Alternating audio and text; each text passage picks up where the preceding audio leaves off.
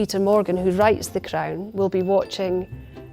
He watches rushes. So we start off with 10 scripts, but they're not the scripts that we finish with. So as he's getting rushes and seeing things that are working and some things are more successful than others, maybe, then he writes new scenes, we get new dialogue, the schedule changes accordingly. So we're always kind of, everybody has to be nimble, and you have to be ready to kind of turn on a penny on The Crown.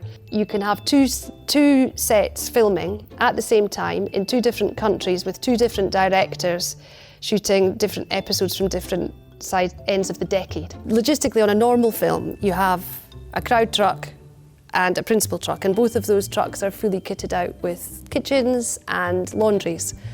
And we have all our facilities, so we can do alterations and we can do all of the laundry at the end of the day and prep costumes in the morning and iron and ironing boards and lots of hanging space for the costumes to travel. But if you've got 2 units filming, then each director needs to have the Queen on set for their storylines. So she ended up having her own truck. So the Queen's costumes followed the Queen. And everybody else followed their director. So, you would have the, Stephen Daldry's set and, Ben's set and all of the cast and crew that would be working on their storylines. But Claire Foy and the Queen and those costumes, they went as a unit. They were like their own little mini unit, and they would go from one set to the other. The blue dress on the end with the embroidery, we did that initially for a scene where the Queen goes to the ballet.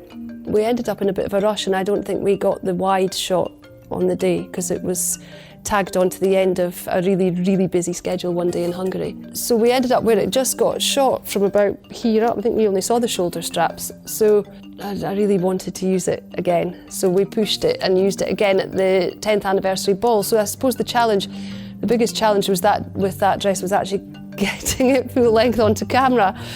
And then in the end, I think it was probably a better scene because she dances and it got lots of screen time. And this dress we did for Philip's investiture, and that one was done at great speed because we'd fallen behind. We didn't have very many fabrics left, and I was still learning how to do the schedule of The Crown and how to kind of how for us to design as quickly and make as quickly as The Crown needs you to do.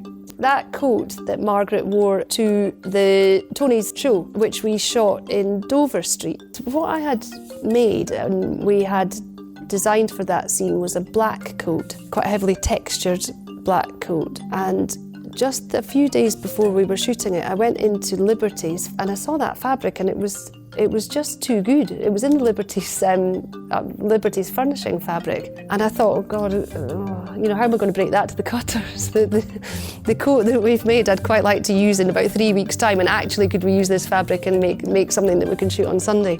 It just was better than the one that we'd made. I thought the fabric was much better and much more edgy. It's like a mid-century painting. It just seemed the right thing, so we kind of redirected. And then, of course, when it came to 2 weeks later and we had the black coat, that was ready.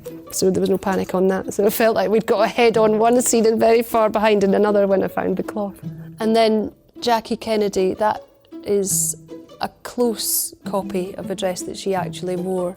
The challenge with that one was that Jodie Balfour arrived on the Friday, we shot on the Monday, and then she had a very, very intense schedule, so all of her days would have been back to back, so we would be finishing each costume the night before it was on to set. Because it's the royals and you want to be accurate, you don't want to make it up. You need to take the spirit of something that's real and adapt it and work with the pages of the script. We had possibly our department's favourite, the colleague that we worked most closely with on set was Major David Hunt. He worked in the royal household for a long time. He used to look after the royal art collection. So he knows them and spent a lot of time working in the palace and was on set all day, every day, to answer any questions any department had about etiquette, what was appropriate. We could ask Major David, would you have a handbag? Like where would you have it and where will we put it? And what, he could answer those questions like that. He liked what we did. We had a great relationship with him, and I think that he thought that what we were doing looked real and he believed it. So, that's great.